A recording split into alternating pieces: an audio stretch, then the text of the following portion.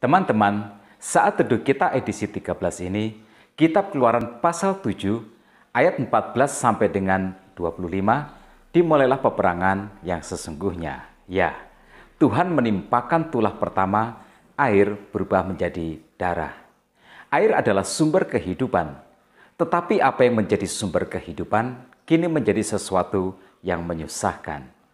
Setelah Tuhan selesai mempersiapkan Musa untuk maju berperang, Tuhan kembali mengutus Musa dan juga Harun untuk menjumpai Firaun.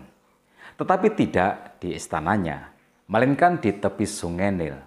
Permintaannya tetaplah sama. Ayat 16 berkata, Tuhan, Allah orang Ibrani, telah mengutus aku kepadamu untuk mengatakan, biarkanlah umatku pergi supaya mereka beribadah kepadaku di padang gurun. Meskipun begitu, sampai sekarang engkau tidak mau mendengarkan. Ya, Tuhan mengutus Musa untuk menyampaikan teguran kepada Firaun. Perintah ini jelas tidak disukai Firaun. Pesan yang tidak ingin didengar Firaun, tetapi selama Firaun belum melaksanakan apa yang menjadi perintah Tuhan, Tuhan mengutus Musa dan Harun untuk mengulangi pesan yang sama. Baiklah, kita berhenti sejenak di poin ini. Benarkah ketika kita berkhotbah, menyampaikan firman Tuhan, yang kita sampaikan adalah pesan Tuhan? Jika iya, puji Tuhan. Tetapi dewasa ini khotbah telah menjadi sebuah komoditas. Khotbah di-create sebegitu rupa sehingga ukuran keberhasilan sebuah khotbah ketika jemaat tertawa, ketika jemaat senang, ketika jemaat merasa puas, tetapi melupakan sesuatu yang sangat penting, yaitu pesan Tuhan, isi hati Tuhan. Pengkhotbah semacam ini menghindari apa yang tidak ingin didengar jemaat. Topik atau tema disortir sebegitu rupa sehingga diharapkan dapat memuaskan pendengarnya.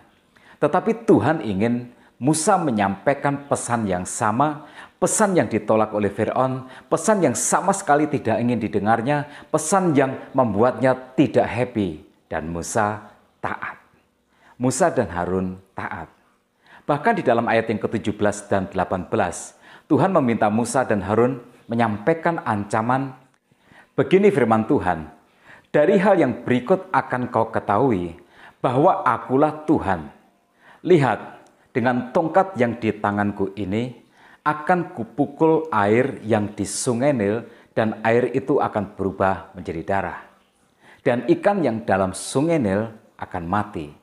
Sehingga sungai Nil akan berbau busuk, maka orang Mesir akan segan meminum air dari sungai Nil ini.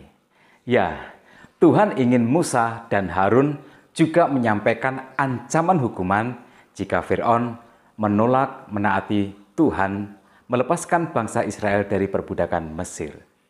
Yuk kita buat fix tugas kita sebagai hamba Tuhan.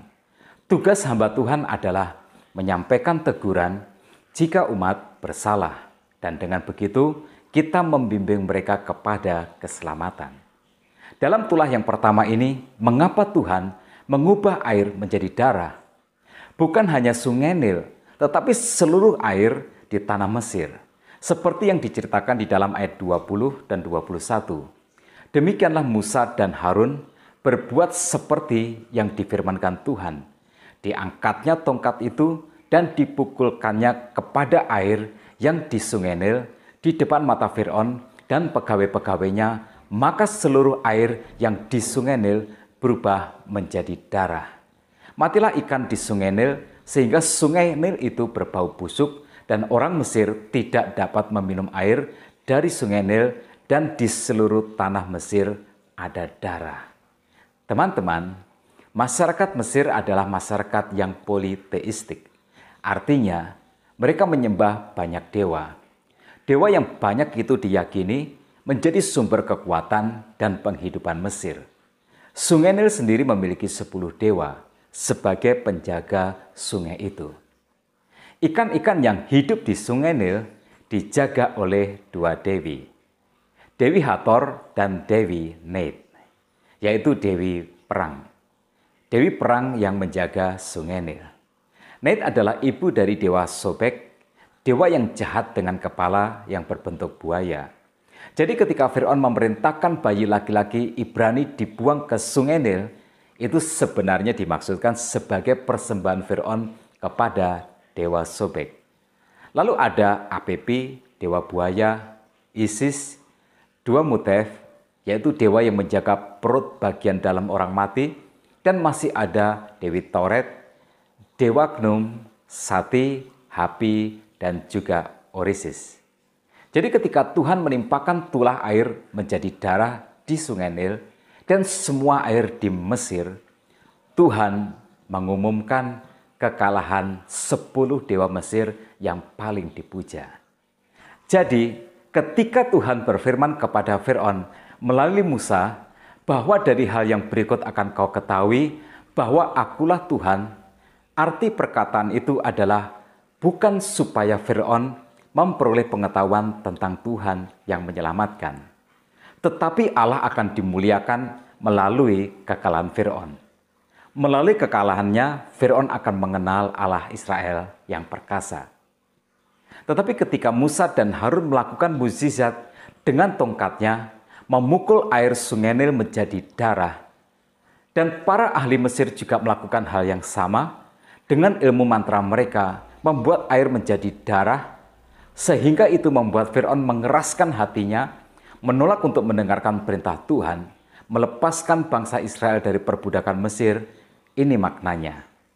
Dengan izin Tuhan, setan juga dapat melakukan mukjizat yang menakjubkan. Orang Kristen tidak boleh percaya kepada semua orang yang mampu melakukan mukjizat. Ingatlah akan pesan Tuhan Yesus dalam Matius pasal yang ke-7. Tuhan Yesus berfirman, pada hari terakhir, banyak orang akan berseru kepadaku, Tuhan, Tuhan, bukankah kami bernubuat demi namamu, dan mengusir setan demi namamu, dan mengadakan banyak mukjizat demi namamu juga. Pada waktu itulah, aku akan berterus terang kepada mereka dan berkata, aku tidak pernah mengenal kamu. Enyahlah daripadaku, kamu sekalian pembuat kejahatan. Setan bisa membuat mukjizat tiruan dan memakai hamba Tuhan tiruan juga. Tetapi kuasa setan akan selalu kalah. Ahli sihir Firaun bisa mengubah air menjadi darah, tetapi tidak bisa mengubah darah menjadi air. Satu hal lagi yang kita perlu pahami tentang mukjizat. Mukjizat meneguhkan iman orang percaya, tetapi mukjizat mengeraskan hati orang yang skeptis dan yang sombong. Firaun tetap berkeras hati, tidak percaya dan tidak mau taat kepada Tuhan. Nah, apa yang bisa kita pelajari dari kisah ini? Yang pertama, mimbar adalah tempat untuk hamba Tuhan menyampaikan pesan Tuhan. Bukan pesan yang menyenangkan, yang lucu, atau untuk mencari popularitas bagi dirinya sendiri. Gunakan mimbar untuk membawa umat kepada pertobatan. Yang kedua, mukjizat harus untuk kemuliaan Tuhan. Tetapi mukjizat tidak selalu membuat orang bertobat. Bagi orang percaya, itu akan meneguhkan iman mereka. Tetapi bagi orang skeptis, itu tidak akan mengubah apapun. Jadi apa inspirasi dan motivasi dari saat teduh kita ini? Ukuran sukses kita sebagai hamba Tuhan bukan seberapa banyak orang akan tertawa terbahak-bahak karena khotbah kita, tetapi seberapa kita setia dengan tugas kita untuk menyampaikan pesan Tuhan. Tetap semangat dalam kehidupan. Tuhan Yesus memberkati kita semua.